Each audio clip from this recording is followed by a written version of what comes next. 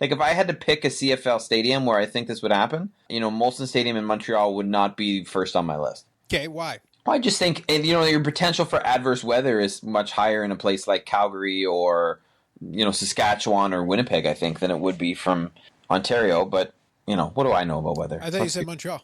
Or sorry, what did I You said Ontario. Oh, well, that's anyone from Montreal can now be aware that they are part of Ontario as per the curriculum of Dave Turnbull. This is what he teaches children. I really hope we don't have like a significant amount of like Quebecois who listen to this podcast. I don't know why they would because it's not in French. I hope we do. But you know what? If we did, we just alienated them all. And I'm sorry. We is too many people, Dave. I always thought that I would be the one to anger the Quebecois. And no. It was not I. It was he of the Montreal, Ontario. Just remember, I'm still a Canadiens fan, and I still love Poutine. I just want to put that out there. Until they traded away Piqué Subban, and then you abandoned them for effectively nothing.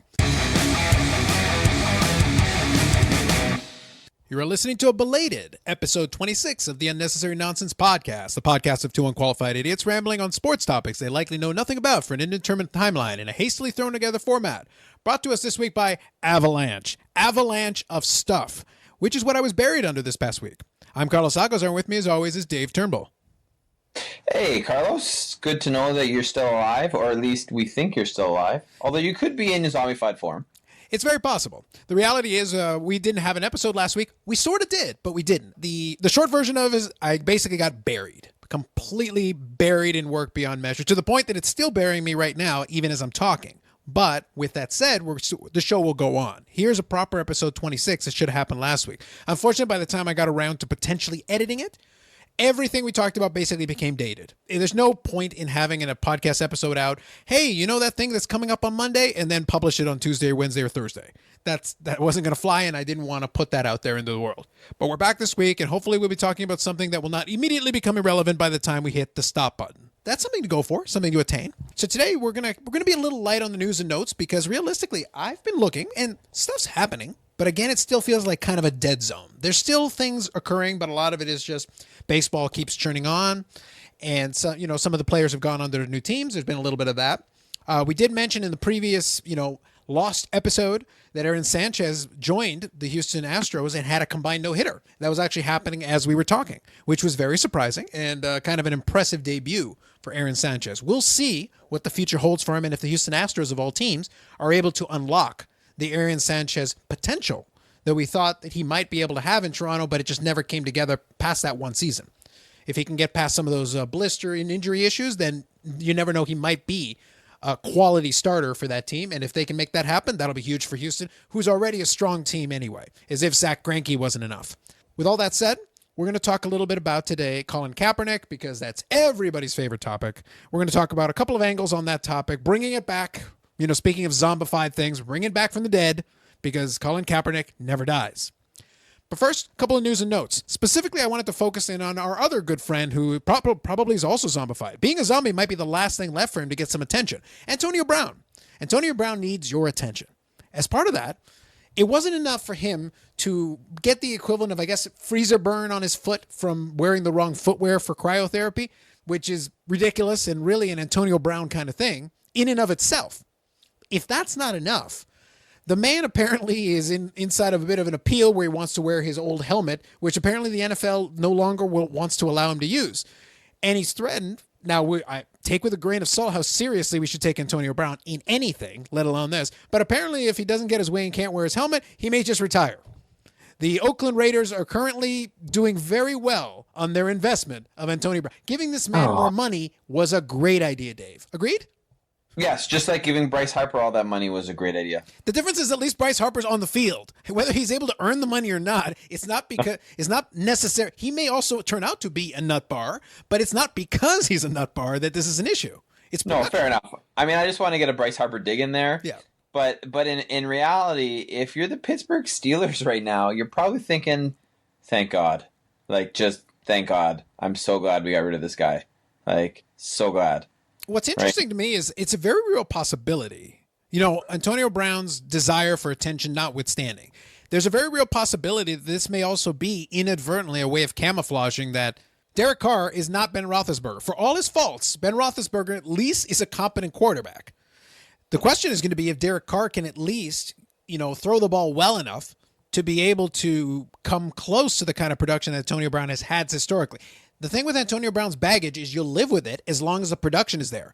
But if Derek Carr can't make the throws to position Antonio Brown so that he can do it, his production will drop off. And all of a sudden you're paying all this money and dealing with all these issues with somebody whose production doesn't even match up to that. In addition to all the problems and off-field things that he's already starting to cause. He basically can't keep his mouth shut and stay out of trouble. Just go play football. You've already got the contract. Well, and this seems to be just a thing where it's like really? So his issue is he wants to play with a 10-year-old helmet because the new helmets, which are safer, let's not forget that, Carlos, that, part of this is the reason they do the new helmets is because they're safer and, with all the concussion trouble in playing football, there's a better chance of you not getting concussed wearing, the most up-to-date and approved and safe helmet. Plus, it lets the NFL pretend they care. That's important. Well, that too. That's that important. too. Less lawsuits, Dave. Less lawsuits if you pretend you care. Correct.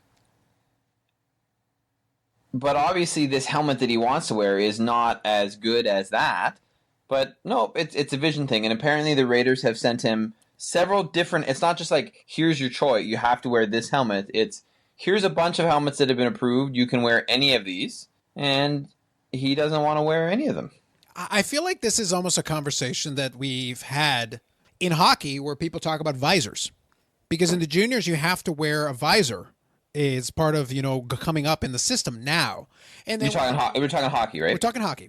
Yeah. But then when they get to the NHL, they no longer have to wear a visor, and some of them say, "Oh, well, I can't see as well with the visor." Well, in junior you had no problem seeing with the visor. You're just trying to... And obviously also no problem being a player of that caliber that you made it to the NHL. Yeah. Well, the thing is also you know what I mean? It hasn't affected your ability to play at all. Well, the thing is you have to look that there are some, Hall of Fame caliber players who wear visors today. Alexander Ovechkin wears a visor, and he's the most prolific goal scorer of a modern era.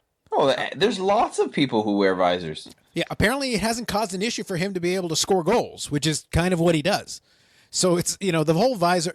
The visor thing, the reason why I mention it is because the argument that a lot of them have is like, well, I find it harder to see with a visor on. It's like, how come the guy who scores the most goals doesn't seem to have he manages to hit the top corner just fine. Bringing it back into football, it's a claim that it's like, well, the helmet obstructs. It's like, I kind of doubt that. I really don't think the design of the helmet is really going to prevent... If you're as elite a wide receiver as you claim, because he trains in ways that he's supposed to be in an uncomfortable position, or partially obstructed, or the ball comes up on him quickly. He trains for that. You can train wearing one of these helmets. I really don't think the adjustment should be that much. I really think it's one of those Antonio Brown pettiness things. It's just whatever you can complain about or whatever you can do that also gets you a little bit of attention. It's all news is good news in the world of Antonio Brown. Good, bad, or different. Totally. And really, it's not about anybody else. It's about Antonio Brown and only Antonio Brown. And he's all about him. And he's found another way to take away from the team and the performance of the team and even the performance of himself and make his sideshow the story, which is ridiculous. It really is. And I'm not an Oakland Raiders fan. I mean, neither are you. That's been well documented on this podcast. But I feel bad for the team because they don't, anyone who's an Oakland Raiders fan, and they have a good fan base. I don't know if they'll still have that same great fan base when they move to Las Vegas, but they have a great fan base. And I feel bad for that fan base because of crap, and any fan base really, unless it's the Atlanta Falcons, for this kind of crap. Now, before I move on from this subject, I don't want to completely bury it. So the thing is, the helmet thing's the most recent one. But burning your foot because you wore the wrong foot gear to cryotherapy, that's fantastic. It's really kind of glorious. Yeah, I enjoyed that very much as well. Any thoughts on that? You were supposed to be taking care of yourself and you managed to hurt yourself worse? Cryotherapy. Cryotherapy is supposed to help you. I don't even know what to say. Like I don't even it's beyond the pale of like idiocy. It's just another level of complete and utter stupidity. That's all it is. Some part of me feels that he did it on purpose, strictly so he could be more of in the news, and that's it. Got to keep up the branding, Dave. Got to keep up the branding. You got to be in the all news is good news. That's what I'm saying. At the end of the day, I don't know.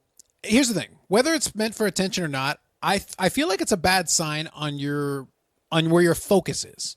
If you are in a position where you're trying to do something like a cryotherapy, which is a standard practice. Like, it's not a thing that no other players do. It is a thing that players do. It's meant to be like a recovery thing. And obviously, when you're doing something like that, it's sort of like a medical procedure. So there are rules that you follow, and you know what they are. Like, the person that's working with you on it will tell you, wear this kind of footwear, be careful, only stay in there for a certain amount of time, only do certain specific things.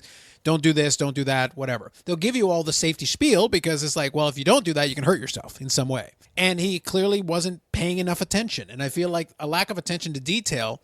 Forget about the foot thing. He'll heal. I don't think that's going to affect him necessarily on the field. But I feel like it's a bad sign that even something that presumably should be that simple, where you have help to make sure you do it right, you're not paying enough attention to avoid it. Yeah. Like, I don't feel like you're going to burn your feet or hurt your feet intentionally. I don't think he minded the attention they got for it, but I don't think you're going to do that. There are different ways you can get attention without hurting yourself on purpose. So I don't think it goes quite that far, but it's still a bad sign that you're not paying attention to the details. And then we're expected, this is your first season in Oakland. So your first impression right now, you haven't even started yet. And already we're not sure if you can get on the field. So that's kind of a concern, I would think, if I was an Oakland Raiders fan or a member of the front office, or John Gruden, or anybody, or Derek Carr, whoever. Can this guy at least get on the field before he starts causing trouble? No, apparently not. Yeah. So, as I said, news and notes is going to be kind of light, but let's talk about this. As far as we're concerned here, we do have a pretentious cross-country running report, so that's good, but you have something here about MLB. Tell me a little bit about it. What are you seeing here? So, the part of me is thinking with this story is, why didn't this happen? Oh, is this the Field of Dreams thing? Yes, this is the Field of Dreams. I didn't get a chance. So, just for everybody's knowledge, Dave put some articles in our little document that we used to plan out the podcast. This one was kind of thrown together a little bit last minute. But even reading the headline here, I'm like, wait, this is the Field of Dreams thing. Okay, go on. Go ahead and explain it. Right. So what's happening is in the Chicago White Sox are going to host, in quotation marks, because it's obviously not in Chicago, the New York Yankees a year from now. So it's a ways away. But they're going to play at the Field of Dreams, which is near Dyersville, Iowa. So, yeah, you're going to have... It's a real field, but basically like a tourist destination at this point, I would think. Yeah. Yeah. So you're going to have a regular season, that baseball game that counts, at the Field of Dreams. And it's going to be a Yankees-White Sox game, right? And basically what's happening is MLB is trying to do a thing where they're staging games in historic but non-traditional baseball locales. Or right? So they had one in Nebraska previously. They've started doing I don't know how many years they've done it for now, but they've started playing a Major League Baseball game during the Little League World Series now. There's this, or maybe it's more than, maybe it's a series. I can't remember if it's just one game or if it's a series, but they have MLB games in Williamsport now, and things like that. I think stuff like that is good. It's good promotion cool. of the game. It's good promotion of the game to have a game. You're not really sacrificing anything in the sense that in the long run, it's better. Baseball as a sport needs growth still at this point because it's lost some ground to the other major sports. It needs stuff like this. It's good for baseball to do stuff like this and get out there. Yeah. And it's obviously it's the White Sox, which is good too, based on the movie, right? Shoeless Joe and all that jazz. It's nice that they actually have the White Sox there. So I am a big believer in this. I think it's awesome. And I'm, I don't know how many, if you build it, that he will come kind of jokes we're going to get between now and then. But all of them. I give my thumbs up to this move because I think it's cool. And this is definitely a game that I'll try and watch next year. And I'm excited for it already. I mean, I'm not through the roof excited because it's a year away, but I'm looking forward to it already because I think that's pretty freaking cool. Yeah, I think as far as that's concerned, I'm good with it. I have no issue. Like I said, the Major League Baseball needs this type of promotion, and it's a good promotion to associate yourself with an iconic baseball movie that people still love, And it holds up to a large degree. Like a lot of it still is a great movie. I have it in my shelf over here in my collection. I don't watch it that often, but it is a legitimately great movie, along with The Natural and along with Major League. There's a couple of baseball movies that really hold up even as time goes on. And if you're a baseball fan and you enjoy it, these are great movies. One thing that I would say, kind of to the point that you were alluding to at the beginning of your point, was it is a shame that it's going to take until next year. I kind of wish they had planned this out in advance, because this year would have made more sense, because this year is the 30th anniversary of the movie. From like a promotion standpoint, the movie was 1989. 2019, 30th anniversary would have been like a beautiful, obviously, I feel like 20th anniversary, 2009 would have been even better, but forget it. You could have done 25th, but even 30th anniversary, great timing if you had planned it for 2019, but you would have had to do that last year. I guess at the end of the day, it's still better. You did announce it this year, at the same year that they're celebrating the 30th anniversary of the movie. So it's not a bad thing. And I still think it will draw attention because, as I said, it is an iconic movie. Kevin Costner's still around. He can promote it. So there's a lot of little things you can do that'd be kind of cool. Imagine if you did a commercial with Kevin Costner, kind of referencing the if you build it, and then, lead that into a promotion for the game. And you can put that on ESPN. You could put it on one of the major networks and make it into a network special. Here's a special game that we're going to have at this iconic location that you know if you've seen the movie. Yeah. You could totally do it, and I think it would play very well. So I guess it's good that they've at least thought about it, and now they have some time to make sure to plan it and make it good, make it fun for people, I think. So I think it could be good, but it's still a while away. So we can look forward to that in 2020. Absolutely. All right. So tell me, other item we've got on here is a little bit about the Alouettes. Storm ending the game early. Tell me more. Yeah. Well, so this I find interesting, mostly because I have been at a CFL game that has been delayed because of lightning and adverse weather. All right.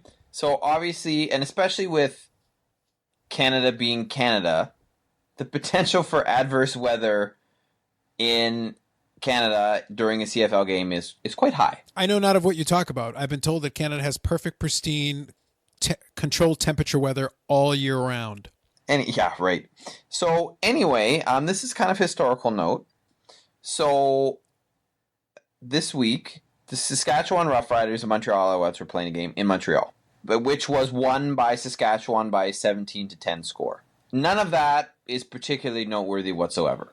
What makes this noteworthy is because the game was called because of weather. So what happened was the officials called the game on account of lightning after they'd already had an hour-long delay, and there was about 3 minutes left in the third quarter. Now, I've definitely been to a game that's had at least an hour delay, or actually I think I probably left the game, to be honest with you, because the delay was so long. But, I've been to a game where they've it's been raining so hard or the storm rolls through in Hamilton, and, they take all the players off the field, they go to the locker room, and we kind of, go into the concourse and wait it out. What it says is the protocol is basically that if you have a delay of an hour or more and you're past the midway of the third quarter, you can end the game and it counts as an official game. Yeah. Kind of like Major League Baseball in the sense where if you've played 5 innings or 4.5 innings, if the home team is winning, you can count it as an official game. Yeah, you just have to get far enough into the game where it's not at the beginning of the game. If it's in the first quarter, you're not going to call that. I know. Yeah. And so under current CFL rules with the new collective bargaining agreement, this is, legit. It's okay to do that. And they chose to do that. So Saskatchewan's now 5-3, and Montreal is at 3-4 in the record. So obviously, the game mattered. And I think it's just interesting because it's never happened before, right? It's one of those things that it's on the books, and they could do it. I mean, the only thing that's really somewhat comparable is the Fog Bowl, which is the Grey Cup in 1962, where they actually stopped the game, but then they continued it the next day. So they stopped it because of fog, but they actually played the next day. Whereas never before has a CFL game they've said, okay, we've had bad weather and the game's over and it's done and it counts as an official game. So I thought it was just noteworthy because it hasn't happened before. That's fair. And it's interesting to think, for me anyway, if I had to pick a CFL stadium where I think this would happen, Molson Stadium in Montreal would not be first on my list. Okay, why? I just think your potential for adverse weather is much higher in a place like Calgary or Saskatchewan or Winnipeg, I think, than it would be from Ontario. But what do I know about weather? I thought you said Montreal. Or sorry, what did I? You said It is. Ontario. Oh, well, that Anyone too. from But Montreal can now be yes. aware that they are part of Ontario as per the curriculum of Dave Turnbull. This is what he teaches children. I really hope we don't have like a significant amount of like Quebecois who listen to this podcast. I don't know why they would because it's not in French. I hope we do. But you know what? If we did, we just alienated them all. And I'm sorry. We is too many people, Dave. I always thought that I would be the one to anger the Quebecois. And no. It was not I. It was he of the Montreal, Ontario. Just remember, I'm still a Canadiens fan, and I still love Poutine. I just want to put that out there. Until they traded away PK Subban, and then you abandoned them for effectively nothing. No, I abandoned them until Nashville traded away PK Subban, and now I'm back. I'm back, baby. I'm back. Wow. Just wow. Well, I look forward to seeing some more Montreal Canadiens game in Ontario. I got to visit another Ontario team. It's it's important. Hey, you know what? They do that will happen because they do play Ottawa and they do play the Maple Leafs. So, Good save, Dave. Good save. Let's move on, please. That topic was worth it just for that alone. Well, I guess I know what the intro to the show is going to be this week. Oh, yes. Now, with all that said, I think we can now smoothly transition to Montreal, Ontario's favorite segment, the pretentious cross-country running report with Dave Turnbull. Okay, so this time I'm going in a little bit of a different direction with the cross-country running report. And no, I'm not. No, I know it's not, but I have to say it because otherwise I feel bad. Fair enough. No, so this one is a Premier League story, but it's a little bit different. My favorite team, which I'm sure I've mentioned multiple times, is Arsenal. Right? They play in North London, and they have two players on their team, Mesut Ozil and Sead Kolasinac, who were actually in an attempted carjacking. So they were going to, I don't know where they were headed to, but it was in London, and they were driving like a sort of SUV type vehicle. People tried to like attack them with knives and steal the car or whatever, and Kolasinac got out of the car and fought them off, and there's kind of a cool looking video where he's fighting them off and whatever. And you think, okay, it's done. And then there was news that Arsenal's playing Newcastle tomorrow, so Sunday, in their first game of the Premier League season. And both Ozil and Kolasinac, who are fit and healthy, will not be in the game. And the reason they're not going to be in the game is because of security concerns. And then a story came out in the last couple of days that two men have been arrested trying to get into the home of Mesut Ozil. So it makes me think, you know what I mean, where there's smoke, there's fire, that something in here is going on more than we think, because, like it's very unusual, and I don't think I've ever heard this happen before. I mean, granted, I've heard, players, because of a political situation, if they're playing like a European match and, say the team's based in, the team's based in Germany and they're traveling to, Armenia and there's a player of Azerbaijani descent or whatever, like that kind of thing where they're like, you know what, we can't necessarily guarantee the safety of the player, so they're not going to travel. Right. I've heard that before. That's not uncommon. Right? Or where somebody attacks a bus or something. But this kind of story where there are actually threats against people and they don't want them to play because they're worried that something might happen at the game. Let's just put it this way. It sounds like something out of Central America, which is part of CONCACAF. I just want to put that in for you, Carlos. It's important. We got to have the bingo card. We can't go entire episodes. It would be very sad.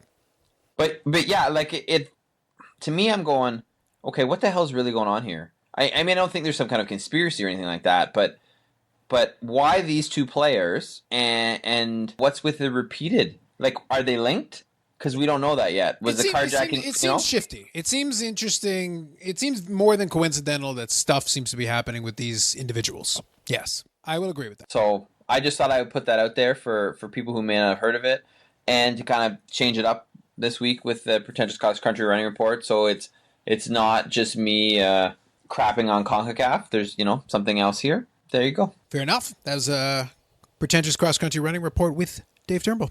Now, I will say, while Dave was explaining a story, I was listening to him, but at the same time, I was turning my head, doing the multi-screen live, and I was wincing because I was watching the UFC is happening tonight in Uruguay. Normally, I would say this is something I'm looking forward to, but it's happening as we're talking.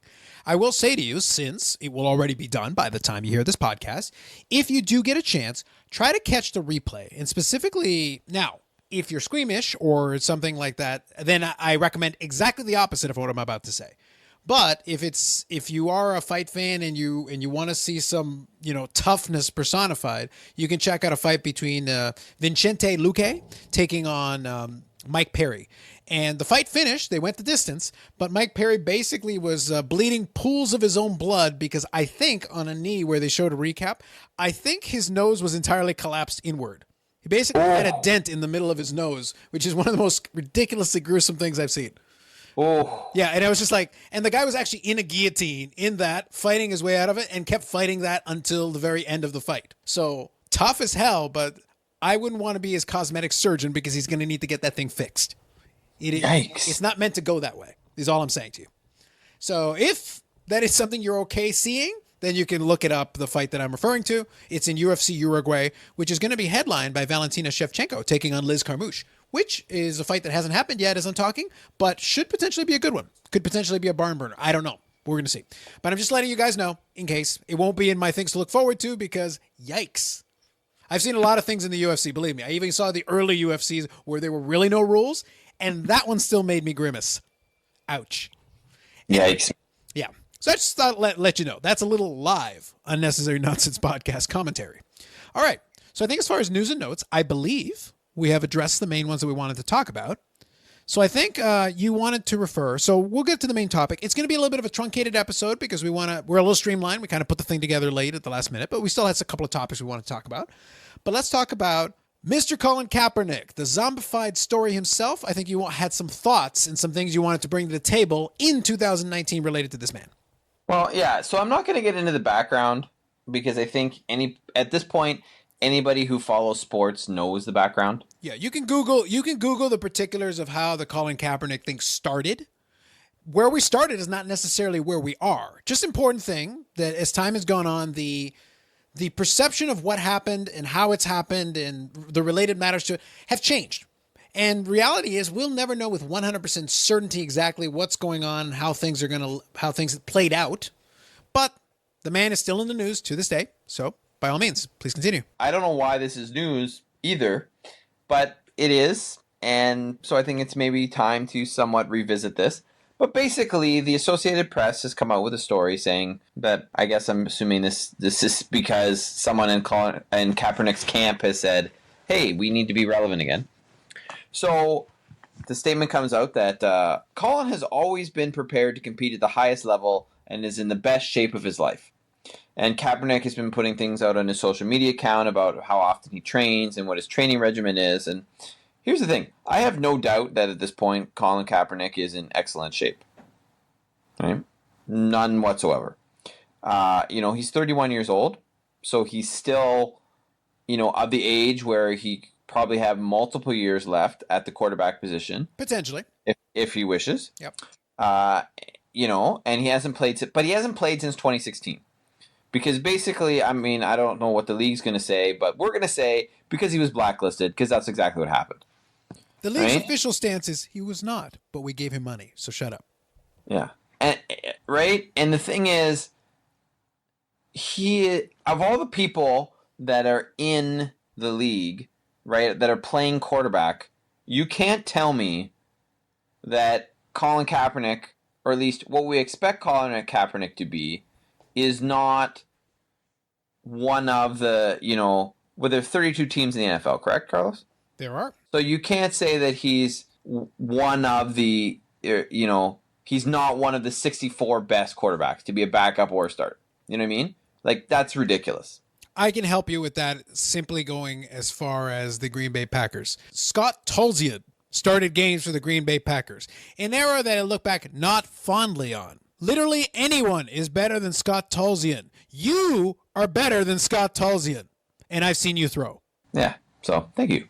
I think. And then it goes into talking about, well, some of the situations where the this backup got hurt, or that he was about to sign with Seattle, but then Seattle said, hey, we don't want you to be the backup. You're good enough to be the starter. Like, first of all, I think that's just bullshit to say the reason we didn't sign you is because we think you should be a starter, even though we need a backup quarterback, is bullshit, right? Because I think at this point, realistically, I don't know, if he went back to the league and as a backup and got a chance and sort of proved himself or showed himself, or the starter went down and he took over for a couple games or whatever and did well, the potential for him maybe getting a starting job exists, right? But the whole thing is the kneeling thing, right? Kneeling during the anthem, and he's been the scapegoat because there are still players who kneel.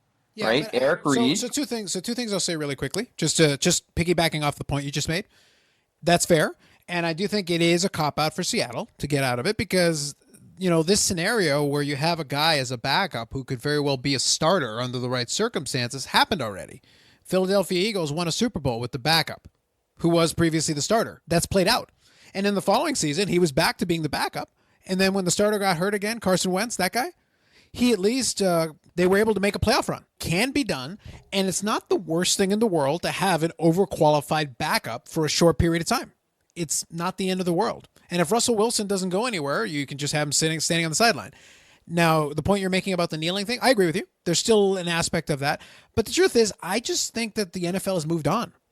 It matters. I get that it matters. I think the fervor about the whole kneeling thing isn't as much as it was. I think even the people who are complaining about it are kind of like half-hearted about it. It's like, oh, they shouldn't be kneeling. Do you really care that much? All right, hand me another beer.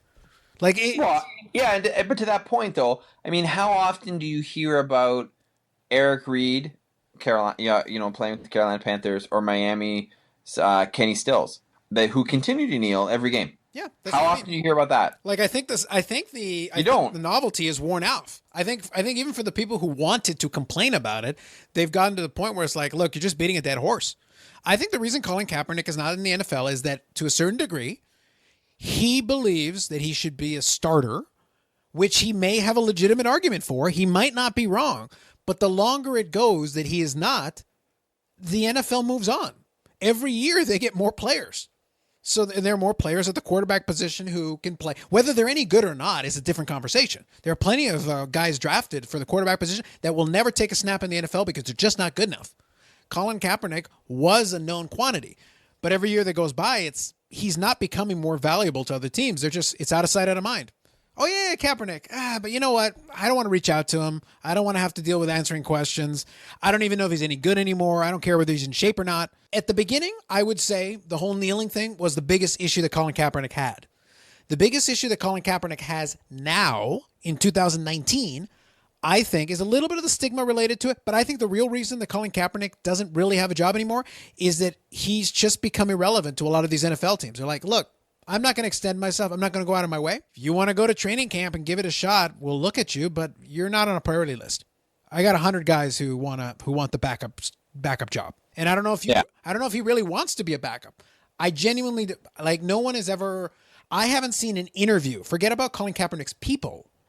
I haven't seen one interview, one discussion where Colin Kaepernick flat out says, you know what? To get back in the NFL, I'm willing to be a backup quarterback and play somewhere just to prove I can. And then let's see what happens from there. I haven't seen it. Yeah. And I think if he really there's nobody stopping him. If he really wanted to have that, and I understand the argument that, he shouldn't have to. Well, at this point now he has to. Because the owners hold the cards. They've paid him off. So as far as the collusion case, they paid him off. So that's off the table. So now it's like, if you'd like to play, you're going to have to accept a diminished role, and then you're going to have to re-earn the possibility of starting for somebody. Yeah, well, I think, having been out for 3 years now makes you less attractive. Well, yeah. I mean, I think that there is that part of that you're going to have, like I said before, I don't doubt that he's in shape. I mean, his thing that he's put out on his social media, right, is that he's saying 5 a.m., 5 days a week for 3 years, still ready. So he put out a video saying that. I'm sure. Well, I don't doubt that is true, and I don't doubt that he's in great shape. But that doesn't mean he's in game shape. It also means he hasn't taken a hit in 3 years. Which is a good thing, and from a health standpoint, it's good in a way. But in another way, it means you don't know what your body is going to respond to if you're actually in a position to take contact. It's a position where you can, even though they've done a lot to protect the quarterback, you're still going to take some hits. You still have to be able to absorb those hits. And it's been 3 years since he's actually had to take an NFL hit from somebody. Yeah. It changes things. We can use the same argument. You and I can get in shape, NFL quality shape. I've never played tackle football. I can't speak for you. So I can't stand there and tell you definitively, yeah, I can take the hit. Maybe I can, maybe I can't. But I don't know. No one would know if I could take the hit, and I wouldn't know until I did. And how my body responds to that, and I'd have to figure that out. Even if I was in tremendous shape, I still wouldn't know until it actually happened and until I tested it. Right. And then with Kaepernick at this point, he might as well be starting from scratch. 3 years is a long time in NFL world. It means absolutely you've been in the wilderness for 100 years at this point by comparison. Nobody knows if you can take the hit. Nobody knows if you can play up to that level anymore. And nobody knows what Colin Kaepernick would come in if he did try to play. So it's a hard argument to make for him. I understand it. But even teams that might have been willing to take a shot at it 2 years ago, it's been 2 more years. Every year that goes by, you're further removed from when you actually played. All true facts, all true stories. And I also feel that it's possible that part of the political aspect of this isn't going to go away as long as Trump is in the White House. And I'm not going to get crazy political, and I'm not going to make a comment on the actual, political nature of it. But the thing is, Trump he gets asked about it. He told the reporters, because, recently on Friday. Yeah, so I know there was a comment recently about it. Yeah, right. He said only if he's good enough. I know the owners. I know Bob Kraft. They will do anything they can to win games. So he didn't go in a super negative way. I mean, you said that. I think at this point it's not worth touching. No. Even as clueless politically as Trump is, he knows why reopen this? Well, exactly, and just stay really neutral on it. And then there's the Kenny Stills, who is, the Dolphins wide receiver, mm-hmm. who is very has been very vocal in about this, and is one of the ones who's kneeling as well. Mm-hmm. How he's saying he has no hard feelings for the owner of Miami, who is a Trump supporter, right? And which is a politically savvy thing for him to say. Everybody here knows what the audience they're trying to speak to is. Right, but he, he's criticizing the owner, but then saying, "Well, I'm not criticizing the owner because of politics, but you're the owner's a Trump supporter, and you kneel." So I mean, it's all tied together. It's just I think everybody would be better served if we just moved on from this, now, right? Correct me if I'm wrong, though, because it's been a while since I've thought about this one. Isn't the Miami Dolphins owned by a consortium? Isn't it a couple of people? The Miami Dolphins? I don't think it's just one principal owner. Well, I don't know, but according to what I've read in relation to this issue, the owner of the Miami Dolphins is Stephen Ross. Right. So, and he's the one that Stills has been criticizing, basically because he said there's a contradiction for, supporting Trump, but then also saying you're for racial equality. But Stephen Ross is a founder of an organization called RISE, which is a nonprofit that strives to eliminate racial discrimination, champion social justice, and improve race relations. So, there's a criticism there, and we bring this up because it's related to the Kaepernick issue in general. But the thing is, in some ways, I mean, you've directly criticized the owner, you've brought Trump into the equation, right? Kenny Stills is still playing. Kaepernick isn't. Yeah, it kind of leads back to the point the overarching point I was trying to make here is that the NFL owners can say that they, even as a supporter of Donald Trump, the owner can, at the end of the day, the owner wants a player that can play. Kenny Stills isn't really causing him a lot of issues. His statement is politically savvy from his perspective. But at the end of the day, is he going to take a vindictive stance against Kenny Stills? What's the point? Again, the fervor about a lot of the kneeling stuff has kind of died down because, there are players who still do it. Do most people care? And that's kind of my overarching point that I made. Do most people care? Not really. Has the kneeling really done anything to raise awareness? I suppose, but I've always been, and I won't delve too deep into this, but I've always been of the opinion that raising awareness is awesome to a point. At a certain point, we're aware. What are you going to do about it? Because if people are aware and they don't do anything about it, then it didn't matter whether they were aware or not. That's just a general thought process I've always had. I'm glad you're aware. Now what are you going to do about it? Because if you're not going to do anything about it, then you may as well have been ignorant of it in the first place because your actions do not change.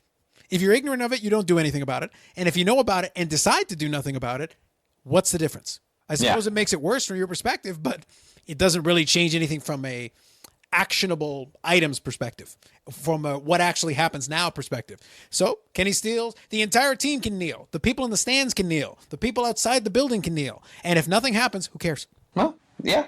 It's not it's not a good statement on society that is the case. No, but that is beyond the scope of this podcast. It's hard to argue with it because, I mean, the examples of what they've been talking about and the players and what they're fighting, you know, for the racial equality or police brutality, you know, it's not like that's gone away. Yeah. So it's one of those things. Like, I appreciate that the players continue to take their stand.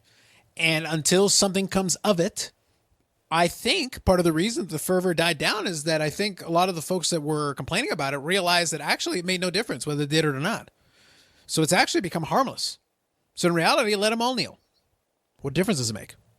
Nothing. Well, you know what? And it's one of those things where, you know, there's a lot of anger and fervor over a whole lot of nothing, really. I mean, it's you know what I mean? Like, it's somebody's right to do it. If they want to kneel, then they're going to kneel. And you know what I mean? Like, at the end of the day, if it really upsets you that much, don't buy their jersey. Or don't go to the game. Yeah, no, I'm with you. Again, not going to go too deep into it, but the reality is this. As time goes on and you look at it, if you really look at it objectively, what you're going to realize is that the biggest truth about the First Amendment rights in the United States is that everyone loves the First Amendment until someone says something you don't like. Fact. At that point, then the First Amendment's out the window. Up until that point, I should be able to say anything I want.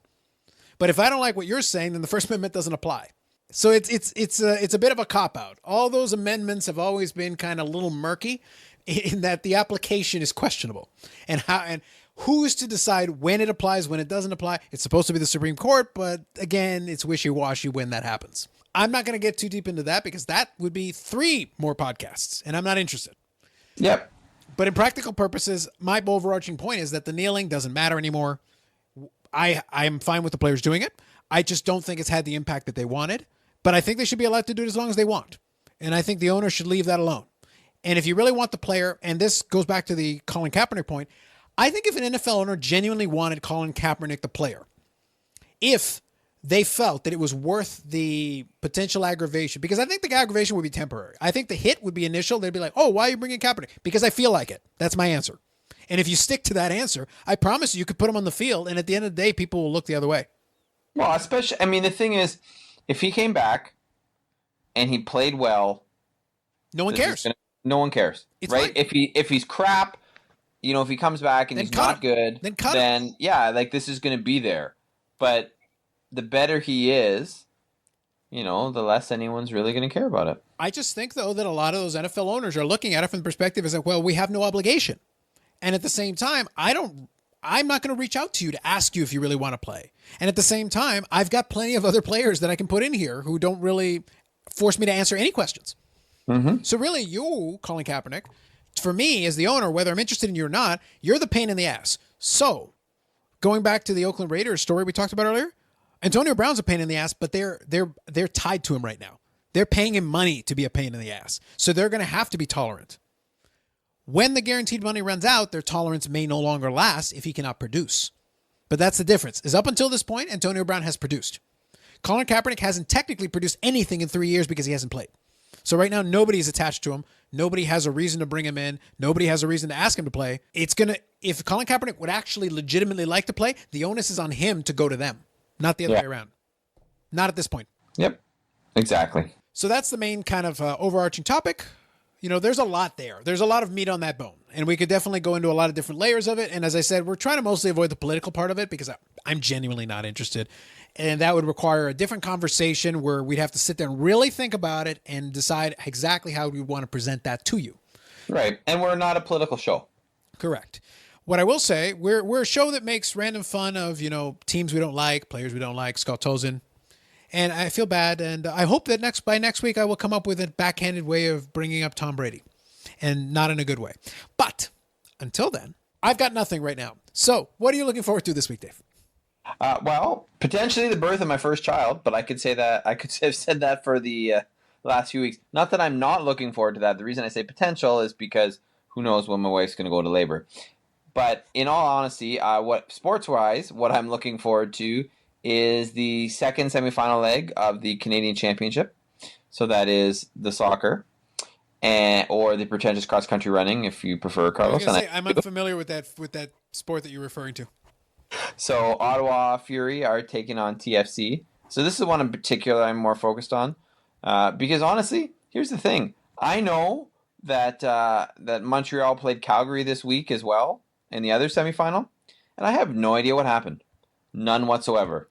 But I do know that TFC beat Ottawa 2-0 in Ottawa, which gives them 2 away goals, as you know that the away goals are weighted a little bit higher. So moving into Toronto this week on Wednesday for the second leg, obviously like TFC's chances. So I'm looking forward to that. And that's sort of the big thing this week that I'm really looking forward to. Another thing that I would say I'm looking forward to is the beginning of the Little League World Series, which in Williamsport, Pennsylvania, which starts on August 15th and runs to the 25th. I'm not going to follow it religiously, and I'm not going to be looking at every single game, but we'll see what's on TV. Which Team Canada games are on, or which other games TSN is putting on, and I'll watch a little bit of that as well. So has that given you enough time to figure out what you're looking forward to, Carlos? Yes, round 22 of the Premiership. No, I'm still watching the Aussie Rules football. Of course you are. I catch it when I can because it's flat out of fun. We've already discussed this in a previous podcast. A contact version of a sport where they're running around in Aussie accents. Hilarious. Just the enthusiasm is beautiful. It's contagious. You know what? It's glorious. I will say this to the listeners here is that I am not a big Aussie Rules football guy. I'm not, but I do listen to my partner here on the podcast. And a couple weeks ago when he first mentioned it for the first time, saying, here's what I'm looking forward to, I actually caught that game. Not all of it, but some of it. And it was way more entertaining than I was expecting. Mostly because of the Aussie accents. I'm not going to lie. That is a huge part of it. But, I don't dislike rugby. And I know it's not rugby, but obviously there's a lot of rugby aspects to it. So in watching it, I'm like, you know what? This isn't half bad. If you've never watched it and you're just like, Carlos, we don't care enough to tune in at least once before you give it a shot before you decide that it's not worth it. While I appreciate the endorsement, I should point out that we literally have a segment of Pretentious Cross Country Running Report. I wasn't kidding. Pretentious Cross Country Running is literally the poor man's version of Aussie Rules football. It's got the same elements, but with scoring and contact. It literally has all the things that the other sport is missing that make it suck, and it's actually got them, plus the Aussie accents. It's vastly superior in every way. Really, we should reject that other sport out of hand. Never speak of it again. But I leave that to you. Beautiful game, whatever. Beautiful maybe if you're blind, if you got one of your eyes poked out. Oh my God, they scored a goal. Wow, man, you're just going listen. Wow. If you listen right now in the course of this conversation, that sick burn. Right now, there's a player out in Europe who has just flopped. Right now, they felt my sick burn from this recorded podcast, and they've just gone down. I can just tell you right from here. I'm not going to deny that is probably true. Yeah, I'm just saying. Anyway, so that's what I'm looking forward to this week. We'll come back with a more standard format. We'll be able to kind of plan it out a little better, but we wanted to still have a podcast out for you. So what I'm going to do is I will commit myself this evening to putting up a little bit of editing and get this up for you. But before we go, there must be some shameless plugs because that cannot be left undone. You can check out the Unnecessary Nonsense podcast on iTunes, Spotify, Google Play, wherever you get your podcasts. In addition to that, we've also got an Instagram at Unnecessary Podcast altogether, Twitter at unnecessary_pod, and our site is unnecessarypod.podbean.com. I've been a little tardy on getting some of the more recent episodes up on there, but I will get this one up there, and hopefully with a little clip it on there where Dave, gives us a geography lesson and lets us know where Montreal really is. Because I didn't know. I saw the map for years, and I didn't realize the line had moved. And I just maybe Ottawa actually took some ground, much like Germany in World War II. They just annexed part of Quebec. I didn't know. Things I will never live down. Absolutely not. Not when it's Montreal, Dave. Not when it's Montreal. Not you, Montreal. He teaches children. Everyone teaches children. Hopefully not geography, but he teaches them. Anyway, with all that said, and the amusement that I'm going to get from this one. Will take some time to properly enjoy and absorb. That is us, and we will catch you on the next episode of the Unnecessary Nonsense Podcast.